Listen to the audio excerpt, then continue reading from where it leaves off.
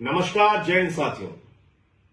भारत दुनिया का सबसे बड़ा लोकतंत्र है और आज कई राज्यों के चुनाव परिणाम आए हैं। आपने देखा तमिलनाडु में कितना बड़ा बदलाव हुआ। एक नई पार्टी टीवीके, जिसके नेता विजय को इतना भारी जन समर्थन तमिलनाडु की जनता ने दिया। लोकतंत्र में कई बार ऐसे फैसले जनता देती है, एक नई पार्टी के पक्ष में अपना समर्थन देती है। वो तमिलनाडु में देखने को मिला। बंगाल में जो कुछ हुआ, आज उसको लेकर टीवी चैनल पे जश्न मनाया जाएगा। गोदी मीडिया बड़ी बड़ी बातें करेगा, तमाम उपलब्धियां गिनाएगा मोदी जी की और अमित शाह जी की और भारतीय जनता पार्टी की नीति की, रणनीति की, बहुत सारी बातें होंगी। लेकिन क्या यह वास्तव में लोकतंत्र की जीत है? क्या यह जनता के फैसले की जीत है? क्या आज इस चुनाव परिणाम के पीछे का जो सच है वो इस देश के लोगों को भूल जाना चाहिए और सिर्फ बीजेपी का गुणगान करना चाहिए? मुझे लगता है नहीं। सारी चीजों का मूल्यांकन होना चाहिए। किस तरह से बंगाल के चुनाव को चुनाव आयोग ने प्रभावित किया, किस तरीके से एसआईआर के जरिए जनता के वोट को लूटा गया। आज पता यह चल रहा है कि 3 से 4 लाख वोटों का अंतर है बीजेपी और टीएमसी के बीच में। यह पता चल रहा है कि 2% वोटों का अंतर है टीएमसी और बीजेपी के बीच में। हो सकता है उससे भी ज्यादा हो जाए, 2-4% हो जाए अंतिम परिणाम आने तक। लेकिन क्या यह 2-4% का जो डिफरेंस है यह सही है? यह वास्तव में बीजेपी का चुनाव जीतने का आधार है? क्या सचमुच में इस अंतर के साथ बीजेपी चुनाव जीत सकती थी? नहीं।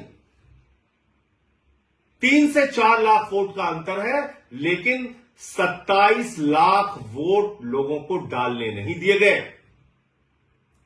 और इस काम में माननीय सर्वोच्च न्यायालय का भी फैसला आने में विलंब हुआ और सर्वोच्च न्यायालय का फैसला तो सब लोग सुन के हैरान थे कि अगली बार वोट दे देना।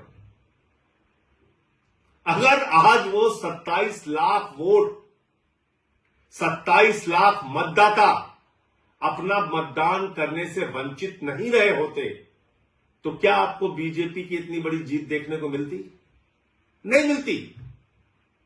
एक अलग तरह का परिणाम आज इस देश के सामने होता। और आज जो बीजेपी जश्न मनाने का काम करेगी, गोदी मीडिया जश्न मनाने का काम करेगी, ज्ञानेश कुमार जश्न मनाने का काम करेंगे, वो नहीं हो पाता। लेकिन दुर्भाग्य से एसआईआर के जरिए लाखों मतदाता, 27 लाख मतदाताओं को वोट के अधिकार से वंचित कर दिया गया। तो ये जो बंगाल की जीत है भारतीय जनता पार्टी की, दरअसल ये लूट तंत्र की जीत है, लोकतंत्र की जीत नहीं है। कितनी गंदी भाषा का प्रयोग किया गया चुनाव में, प्रधानमंत्री के द्वारा, गृह मंत्री के द्वारा, बीजेपी के नेताओं के द्वारा।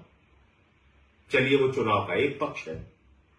किस तरह से वहां पे केंद्रीय सुरक्षा बलों का इस्तेमाल किया गया, लगभग 2.5 लाख सुरक्षा बलों का वहां पर इन्फोर्समेंट किया गया, डिप्लॉयमेंट किया गया।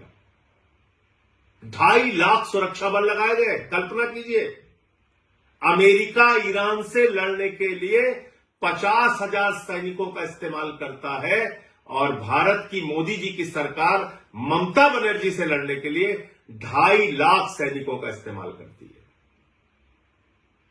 इतनी बड़ी दुश्मनी ये निभाई जा रही है। फिर इस चुनाव में यह भी प्रश्न उठता है कि किस तरह से विपक्ष के जो नेता थे, कांग्रेस पार्टी जो थी, राहुल गांधी जो थे, वो जाके वहां पे ममता बनर्जी को ही टारगेट कर रहे थे। 3 से 4% वोट उन लोगों ने भी काटा। वो एक अलग प्रकार का सवाल है। लेकिन इसमें आज टीएमसी की हार हो गई, ममता बनर्जी की हार हो गई और लोकतंत्र की जीत हो गई, ऐसा नहीं है। सच्चाई को छिपाया नहीं जा सकता। ये एसआईआर के घपले की जीत है, ये ज्ञानेश कुमार के घोटाले की जीत है, ये मोदी अमित शाह के द्वारा केंद्रीय सुरक्षा बलों के बेजा इस्तेमाल की जीत है, ये मोदी अमित शाह के इशारे पर चुनाव आयोग एजेंट बन के बीजेपी का जिस तरह से काम कर रहा था और वहां पर सरकारी अधिकारी चाहे चीफ सेक्रेटरी हो, डीजीपी हो, तमाम जिलों के अधिकारी हो, एसपी हो, डीएम हो, जिस तरह से उनको हटाया गया, ये उसकी जीत है, ये लोकतंत्र की जीत नहीं है। इसके अलावा भी दूसरी बात है, जनता से भी कई प्रश्न हैं। अब जैसे दिल्ली का चुनाव हुआ, दिल्ली के चुनाव में आम आदमी पार्टी ने जो वादे किए पूरा किया, उससे ज्यादा काम करके दिखाया। लेकिन अगर आपको प्रधानमंत्री के 2,500 देने के झूठे वादे पर यकीन था, तो इसमें गलती आम आदमी पार्टी और केजरीवाल की नहीं थी। आज अगर बंगाल के चुनाव में, पंजाब के चुनाव में या दूसरे राज्यों के चुनाव में भारतीय जनता पार्टी जाती है, झूठे वादे करती है, उत्तर प्रदेश के चुनाव में, और उसका मूल्यांकन किए बगैर अगर आप उसको वोट करते हैं, तो इसमें उन पार्टियों की गलती नहीं है। हमको भी अपने बारे में सोचना पड़ेगा। पंजाब में हमारी सरकार ने जो वादा किया उससे ज्यादा काम किया, दिल्ली में हमने जो वादा किया उससे ज्यादा काम किया, लेकिन मोदी जी झाल मुड़ी खा के चुनाव जीत रहे हैं, झूठे वादे करके चुनाव जीत रहे, कह रहे 3,000 रुपए देंगे। दिल्ली में महिलाओं को 2,500 नहीं दिया, बंगाल में जाके कह रहे 3,000 रुपए देंगे।